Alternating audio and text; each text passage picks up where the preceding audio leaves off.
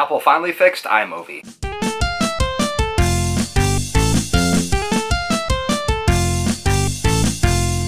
Happy Monday, everyone. Welcome to My Tech Monday, and if you guys have been joining me over the past couple of weeks, you know about my reoccurring issue with iMovie. Now, I'm happy to report after 1 month and just about a week, they have finally released an update to fix the 10.1.7 issue. So, for those of you that aren't aware, back in September they released iMovie version 10.1.7, and ever since then I have not been able to use it on this computer right here. Every time I open up iMovie, it usually crashes. Anytime that I get actual files in there to begin editing, it always crashes. I did seem to find more stability with stuff taken on my iPhone as compared to stuff taken from my camera and imported on a SD card, but nonetheless, no matter what it was, whenever I used iMovie, it constantly crashed. I did everything from reinstall the operating system on the computer, reinstall iMovie, tried installing an older version of iMovie. Nothing seemed to help, so I just had to wait the entire problem out. Now, as annoying as is, it wasn't that unbearable because I still have the MacBook Air to edit stuff on. It wasn't updated to 10.1.7. It is still currently running on 10.1.6. Now, looking around on the discussion boards on Apple and also in the comment sections on Apple, it seems that I wasn't the only one with the problem. There were also a couple of you guys commenting on the video saying that your iMovie kept crashing as well. Now, the only real remedy that I found, but it wasn't really a remedy because it didn't solve the problem, was to hold down Shift and Command, I believe, at the same exact time while you click on iMovie, empty out the library, clear the library out. It basically restarts iMovie as if you just reinstalled it for the first time. Everything would work fine. I'd be able to go around, look at the different titles, different themes, transitions, stuff like that, but once again, whenever I imported my own files into the computer, whether it be from my phone, SD card, micro SD card, whatever it was, it would crash and do the same thing. So I just, like I said, had to sit here and wait this out until they came out with the new update. Now, since that time, which was last Thursday afternoon, I believe, I'll post the pic right here that I took the second that I saw it was available. I was actually checking on this thing 2 different times every single day to see if they had come out with an update for it yet. And thankfully, when we got back from Salem, there was a bunch of footage that needed to be edited, and there wasn't enough room on my MacBook Air. So luckily, thankfully, this thing decided that it was time for an update. Apple decided it was time to fix whatever the issues were in 10.1.7, so they fixed it.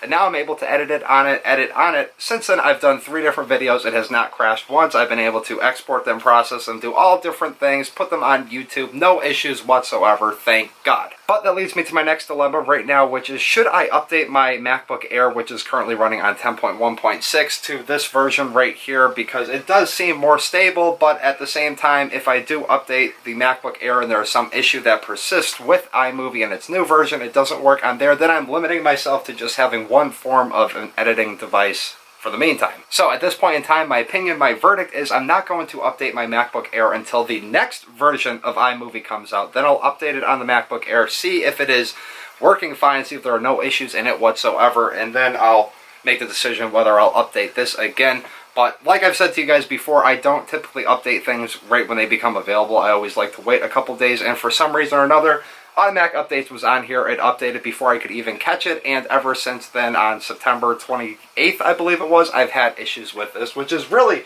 unfortunate because next month will mark 6 months since we've actually had this computer, and not being able to use it for 2 months out of the time, and then not really using it 2 months before that, just things sitting here. It's a very expensive paperweight at this point in time, but thankfully I'm able to use it, and thank you guys for joining me today on this video. Let me know if your iMovie issues have been ramified or rectified with this new update. If you guys are still having issues, let me know what they are in the comment section down below. Once again, thank you guys very much for watching this. I'll see you tomorrow for Gaming Tuesday. Peace.